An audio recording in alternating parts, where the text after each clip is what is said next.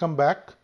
Module 3 will cover data collection and survey techniques, and lecture 11 is on sampling theory, part 1. So the different concepts covered in this lecture are sample design, sampling error and sampling bias, sampling procedure, probability sampling, and non-probability sampling.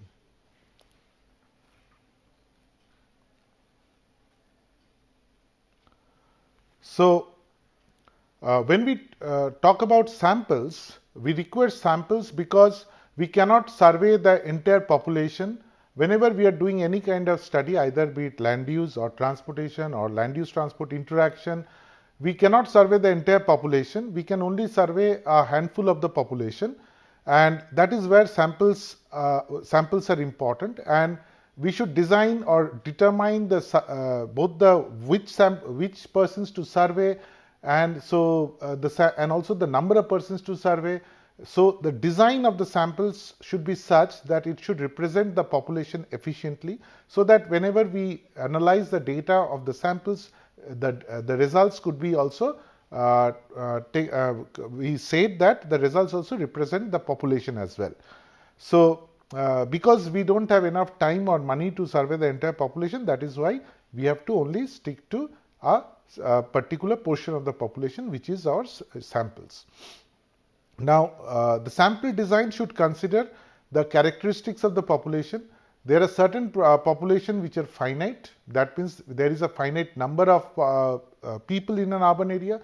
But we can also, there are certain populations which are infinite. For example, amount of, if we are surveying, we are collecting water samples, then the water is infinite because there is no end. We cannot estimate that, okay, there is so much amount of water in particular area. So, it depends on what we are actually surveying. And then there is, we need to also understand the sampling unit. For example, the geographical location, the socioeconomic group of people for whom we are interested, ethnicity or religion, or it could be for an individual or household level. So depending on what is the unit of survey, we determine the appropriate sampling unit, or what we are surveying, what is our final goal. Based on that, we determine a sampling unit.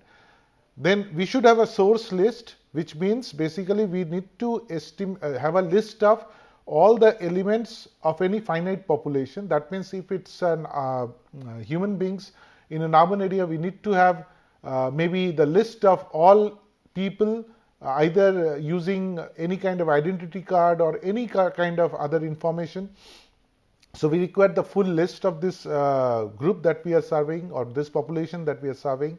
And this is particularly required for probability sampling, because in that case, if only we have the list of all the names, then we can randomly select some of those names or some of those people. But if it's we don't have those lists, then we cannot go for probability sampling.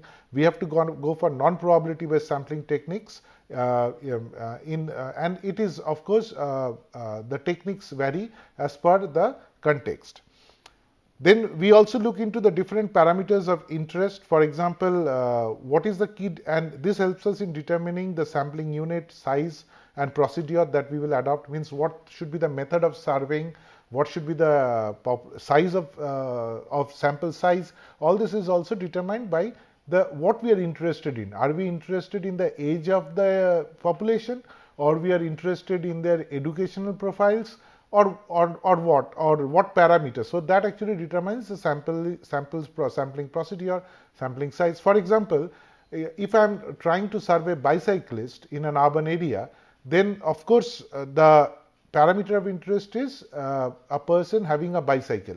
So that we cannot we cannot immediately say that all persons are going to have a bicycle. Only a few persons will have a bicycle. So we have to determine only people having bicycles as our sampling unit. So this is how we have to also be careful about which parameters we are studying. Then sampling procedure, this is the technique of survey. This we will cover in this particular lecture in detail. And then there is also size of the sample. How we should determine sample size. This will be taken up in the next lecture. And usually the size of the sample is depends on the desired level of precision or sampling error, we call it. We will explain that in detail. and later on, and then the acceptable confidence level, and that is basically the what confidence we can say that the error will be what we are saying is the desired matches with the desired level of precision.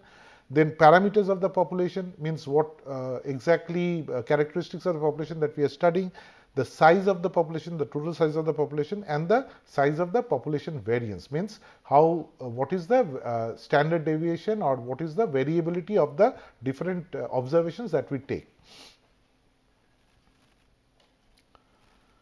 So when we talk about sampling, we have to consider that the sample design is accurate as well as precise.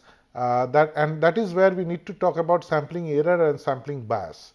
Now, sampling error is an error associated because we are only studying a particular few individuals instead of the entire populations. Because if we have studied the entire population, like for example age of the entire population, we could have got everybody's age, and we could have, if you want to find the average, we can just add up all the ages and divide by the number of people that we surveyed. But because we are taking only a few number of people from the entire population, and because of limitation of time and cost, we in that case the sampling, there would be some error that will creep into the entire estimation or this particular process. That is this sampling error, and every time we draw a sample of the same size, this will also the values would also vary. So it is not exactly the same values will come again and again. So there is also variability over there. So as we can understand, the more number of people that we study, this will reduce. So sampling error can be reduced with appropriate sample size determination. So that means if we want to reduce the sampling error, we have to increase the size of the population. And sampling bias is caused due to inappropriate selection of sampling technique, sampling frame, etc. Sampling technique means what is the method of collecting the samples, as sampling frame is is in what way we are doing the sampling. Means, for example, somebody is conducting the telephonic interviews to collect samples. So that is the sampling frame. So sampling bias is basically if we have done something wrong with the way we have collected the sample. So it is not related with the size of the sample. So if we have designed the survey procedures wrong, then there is a sampling bias. So sampling error creates impact on the variability of the estimated parameters average, whereas sampling bias directly impacts on the value of the average. So that means if there is sampling bias, we end up with a parameter estimated like an mean of a particular of a sample. In that case, the mean actually is would be wrong if there is sampling bias. That means if my survey design, all these things are wrong, then we end up with a value for this particular sample, which is actually it's very different from the actual population mean. But if there is sampling error, that means if the sample size is wrong, then what happens? The variability of the estimated parameters vary. That means every time I draw a sample, the deviation from the mean would be higher. So if I take an average of all these draws for the mean value, then automatically it will show the mean overall, it will be near to the population mean, but the variability would be high. The standard error or the standard deviation of this observations would be high. So sampling error is related with precision, and we can say precision means how close are repeated observations near to the observed values. That means these are the observed values, these blue ones, sample values. How closely they are set, that is basically precision. So this is very, very precise. But this one is not, because we are taking from different, as you can see, these are all spread over. Whereas sampling error is related with the precision of the sample survey, whereas sampling bias is related with accuracy of sample survey. So when sampling bias is there, then the estimates are not accurate. For example, in this case, you can see even though the readings are precise, the estimate is wrong, because I may be studying a totally different group of people. or we are designed the survey in such a way so that this is studying only a certain type of people in the entire population and not the not all the different kinds of people. That is why it is not an accurate result. So there is a sampling bias over here. And when we talk about precision and imprecision, here we can say that this is both inaccurate as well as imprecise. That means neither it is precise and neither it is inaccurate. So we can say that because sampling error, if we increase the sample size, we will have more number of samples, and then probably the precision will improve.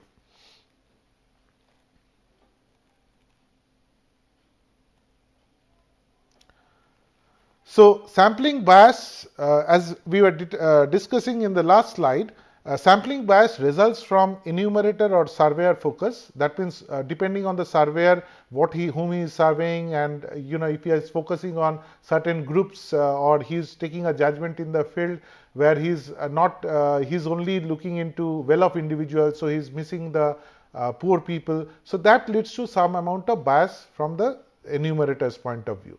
So that is this is the first problem that results in sampling bias. And then depending on the sampling frame, there is also bias. For example, when we are doing a telephonic interview for car ownership, automatically we can understand presence of telephone and presence of car are correlated. So the sampling frame and the properties of the subjects are correlated. So there may be error. So we would only get well-off individuals. Then if it is a random survey and we are using random tables when we use, we will explain random tables in the next slide. So what it means is, if we decide on a list of people whom we are going to survey, which is randomly selected of course, then when during the survey we will find that that particular household is not responding, is not willing to respond, or they are out on a vacation. So that also leads to some problems. So if you have a pre-decided list of people to survey, then we may not end up getting all of them in the list. Then depending on how we are paying the surveyors or the enumerators, it also leads to certain problems. For example, when the payment is on a completed form basis, the surveyors will rush to complete the form. So that means they may not be able to, they may not fill all the points in the form, and they may ignore certain parts of the form that needs to be filled. So they may say later on that information was not available. Or payment, if the payment is alternatively, if we pay by hourly basis, then the productivity also may suffer. So these are the different issues with the payment part. And then there is human error. That means sometimes because maybe for the payment basis, like it was based on form, people may just not do the actual survey but fill the survey with bogus data, which may lead to problems. So this is this is of course human error.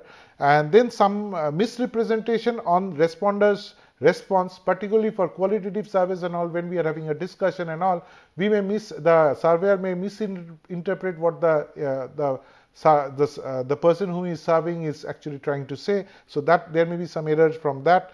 And then there could be very high rate of non-response, and this usually happens when there is pick up and drop off survey or online survey. That means we may send the survey form to many people, but they may not respond back. So these are the different forms of sampling bias that can occur.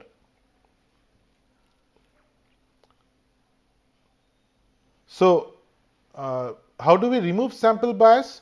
First of all, through sample design. That means we design it in such a way so that there is no chance of the surveyor to modify it in the field. So that means they have to take in the inputs that they are supposed to. They cannot leave certain things blank, or they cannot fill it as per their own wish, and so on. And then we need to check the accuracy of the data. So how do we do that?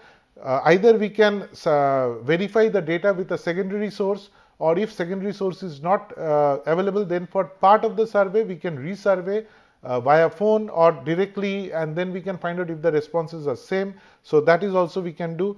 And we can also try to increase the effort or increase the response rate by either giving multiple reminders or by paying money for filling up the forms. So these are the different ways we can address sample bias.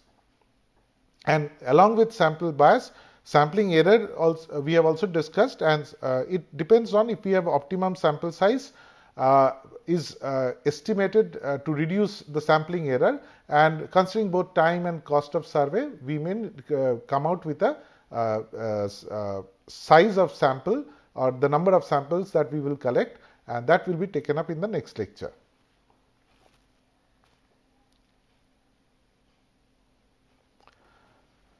So, now talking about the different sampling procedures, there are broadly two broad categories. We can say one is probability sampling and non-probability sampling. This is the first this is the first way of categorization, and the next one is restricted sampling and unrestricted sampling.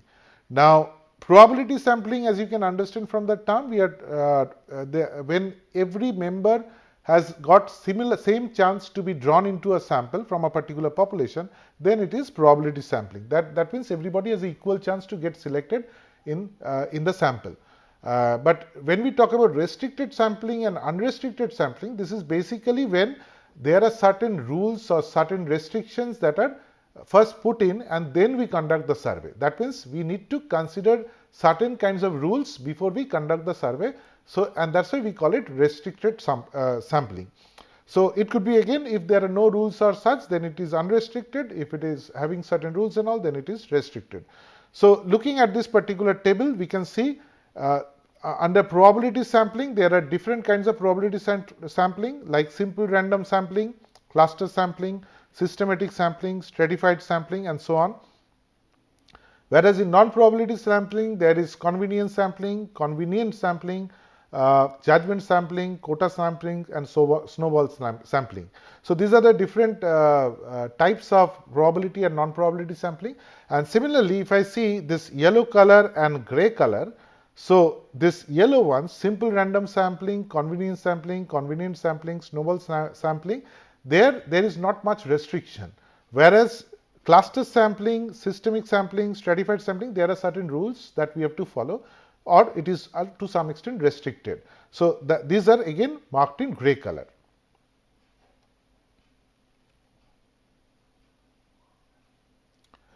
So, when we talk about probability sampling, we can say that every element of the population has equal and independent chance of getting selected as a sample, and it is either called random sampling or chance sampling. So, this random sampling or chance sampling actually is the most common form of sampling that people undertake. But of course, there are different types of probability sampling. We will go into each one of them in details. For example, simple random sampling, there again the samples are collected from the entire population randomly.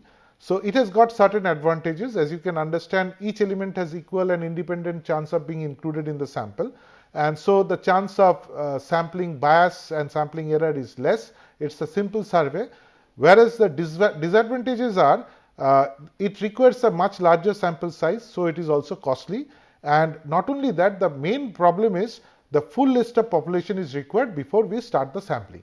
That means we require the entire list of population or the list of people to select or give equal chance to each persons to get selected in the sample. So, if that information is not there, then we cannot do simple random sampling. Then this selection of sample in simple random sampling could also be done with replacement and without replacement. That means with replacement means I draw a sample from the population and then again I put it back into the population. That means I can again I have a chance that particular person has got same chance to be drawn again in the next draw. So, that is with replacement. And without replacement means whenever we are drawing one person, we keep them aside, and in the next draw this person is not getting again another chance to be getting drawn in the sample. So, that is without replacement. Now, in transportation planning, most of the random sampling is done without replacement. This is done so that we can improve the heterogeneity or the diversity of the population. So, to give you an example of how random sampling is done, we can use random number tables. These are prepared by RAND Corporation, and This one is prepared by RAND Corporation. We can also use random number generators in the computer as well. Like in Excel, we can generate random numbers, even though we cannot give the seed or the initiation point of the random number in Excel. But we can have computer random programs which are random number generators. And either or we can use this kind of a table which we can carry in the field, and there also we can decide whom to survey. For example, suppose we need to survey 6 samples from 200 households. So we know this household numbers 1 to 200 beforehand. That means we know exactly which one is household 1, which one is household 2 till 200 households. We know which household is, we know this information beforehand, and then we first go to the random number table. We can select any row, any column. Let us start over here. This is second row and third column, and then we can say that because we have got only 200%, out of that we need to draw only 6 samples. So, and in this random number table, all the numbers are of 5 digits, like 72300. So instead of taking 5 digits, we take the first 3 digits, like 723, and then we can take this as the first selection from the random number table. But because this is more than 200, we will not take it, and we move on to the next one. The next one is also more than 200, that is 380, then 472, then 162. Now 162 is less than 200. So we take 162 and we put it as the first sample. Then we move on, and then we find that then there is 216, 355, and then there is 187, and we select 187 as the next sample. Now I have gone vertically down, but we can also go horizontally as well. That means depending on my starting point, I can go in any direction I want to find the next random number. Once I exhaust the line, I can again move on to the next line. So in this way, we can have 6 samples. As you can see over here, we can get 162, 187, 161, 159, 30, and 5.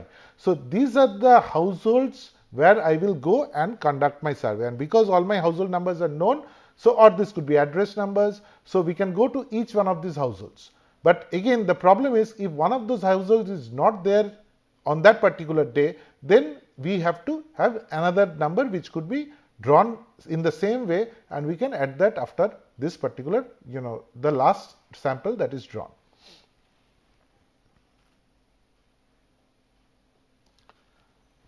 So the next procedure is stratified random sampling. As we have discussed, this is a restricted sampling procedure, and it is restricted because we are stratifying the population, or we can even stratify the sample as well. So the first type is, there are 2 types of stratified random sampling. The first type is simple random sample from a stratified population, and the next one is stratified random sample from a stratified population. I will come into, I will discuss this after a little bit in details later on. And we can say that in stratified random sampling, elements within each stratum are homogeneous in nature, and between strata heterogeneous. So that means within each strata, items are homogeneous, and between strata, these are heterogeneous. That means we are dividing the entire population into different groups having different characteristics, and we are doing survey of each group so that we make sure that all groups are represented in the sample.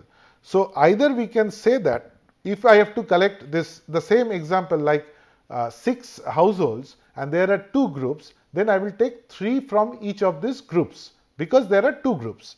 So a simple random sample from a stratified population means I stratify the population into certain number of groups. Maybe in example we can say 2 groups, and then we have same sample size for each strata, and we have to collect that number of samples from each strata. For example, from the first strata we have 3, and the next strata we have also got 3. But in case there is lot of people representing that one strata out of these 2 groups, then we may end up with having more number of samples from one group, whereas the other group we are only having the same number of samples, but because there is a lot of people in that group, we may end up with certain sampling errors.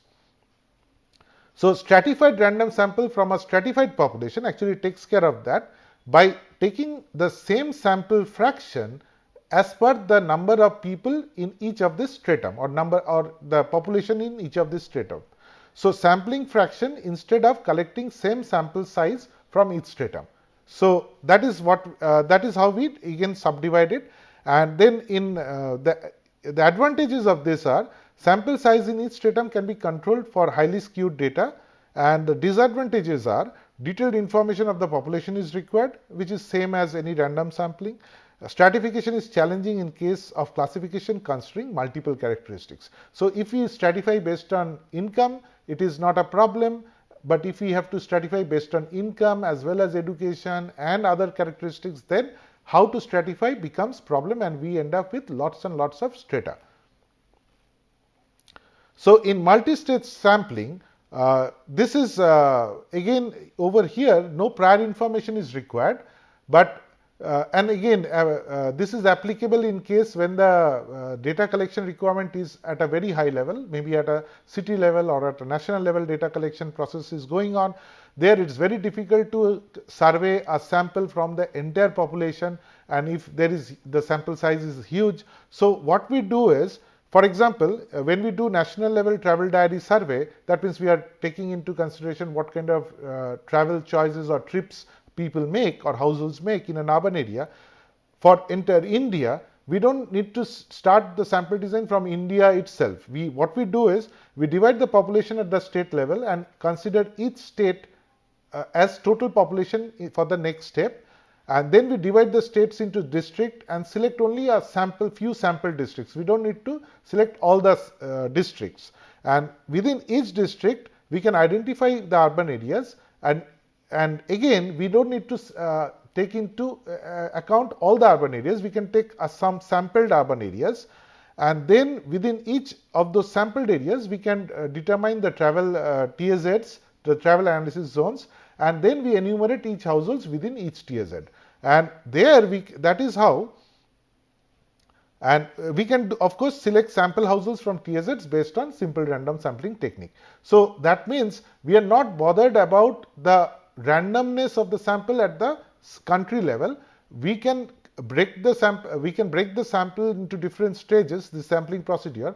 We can first select states.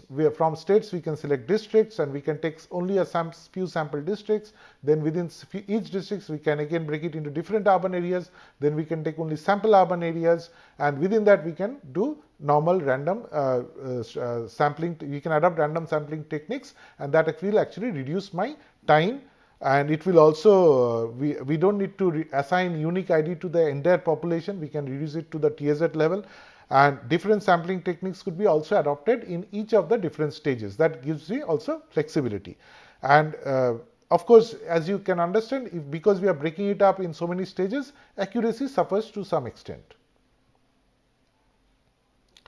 So then we have cluster sampling, which is similar to some other sampling procedures, but the only difference is the total population is divided into several groups or cluster. And this could be based on geographical area, where we call it area sampling, or it could be based on other criteria as well. And then these clusters are selected randomly. That means we first break the entire population into clusters, then we select some of these clusters for detailed study randomly. We don't study all the clusters. Now that also means that the clusters should be, the population within the cluster is heterogeneous. That means there is variation. We can see the heterogeneity of the entire population within that cluster itself, but the cluster itself is homogeneous. That means the different clusters are homogeneous. That's why we can select only a few clusters for studying in detail. All the elements within the selected clusters are then treated as selected samples, and then we can determine the different parameters based on this particular sample. Or this is a single stage clustering. If we go for two stage clustering, then cluster sampling, in that case a random sampling technique could be also applied on the elements of each cluster to determine the final sample. So both a single stage and two-stage clustering could be taken up. So advantages, again, cost is lower than simple random sampling. Disadvantages, high sampling error, which increases with similarity within the cluster.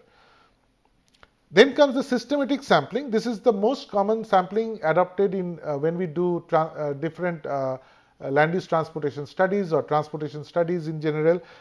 Here, every ith element after the randomly selected starting point is selected as sample. That means if I am surveying households, I may select houses in an urban area. I may randomly select the first house, and after that we can take every ith house, or it could be every 10th house or every 20th house, depending on my sample size. So if I have got 1000 households and if my sample size is 100, so I will take every 10th house. So advantage is it's easy to design by any kind of surveyor, and of course it is less expensive because the sampling and it is not that difficult to conduct. And disadvantages are it is not exactly as random as simple random sampling, but still there is a lot of randomness which could be adopted for standard planning studies.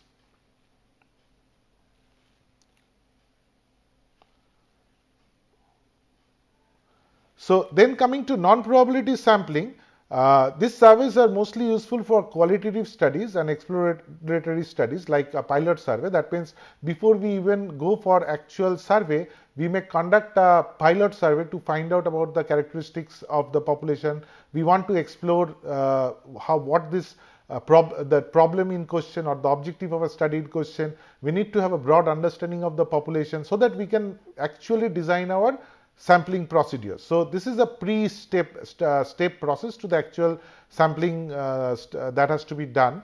But again, there are other studies which are qualitative where we don't need to do detailed random sampling. We can discuss with people and we can find what they think, and we can choose certain number of people or certain types of people whom we require for this kind of discussions. So that is why these are non-probability techniques which could be also adopted in the survey process.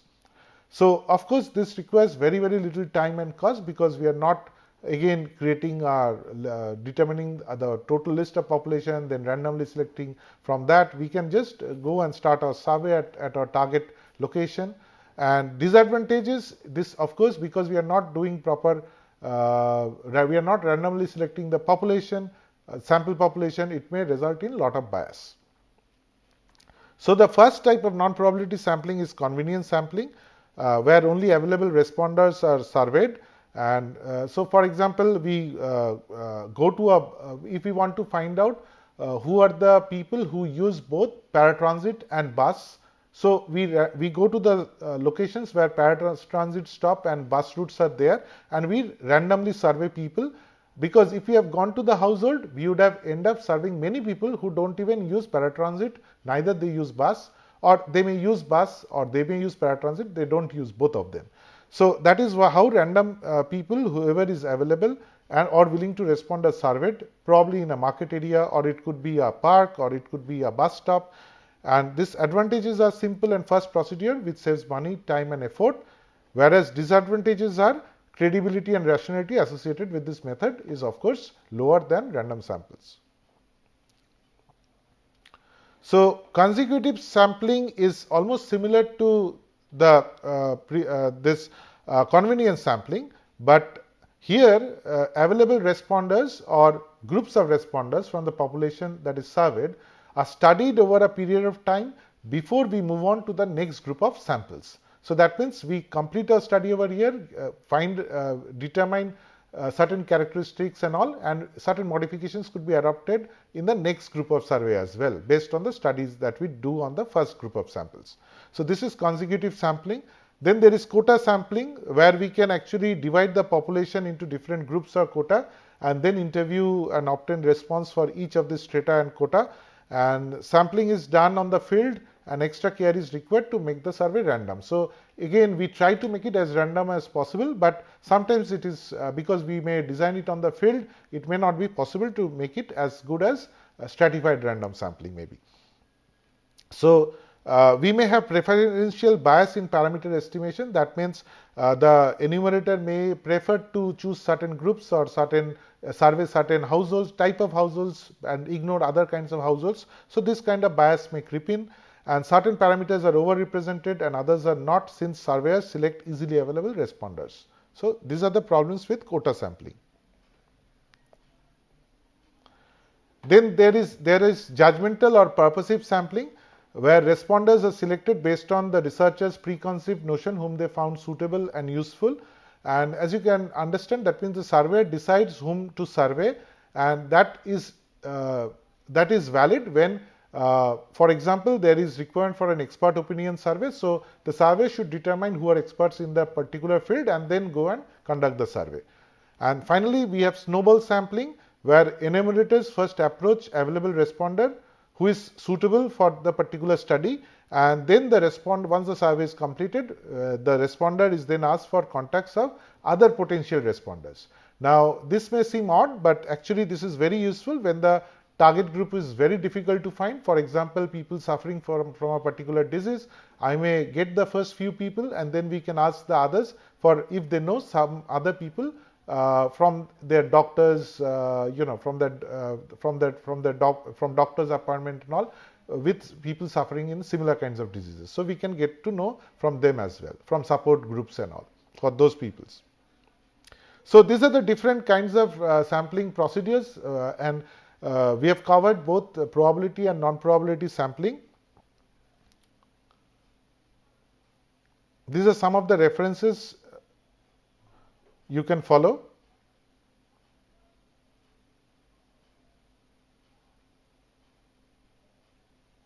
So we can conclude by saying that sample design should be both comprehensive and efficient.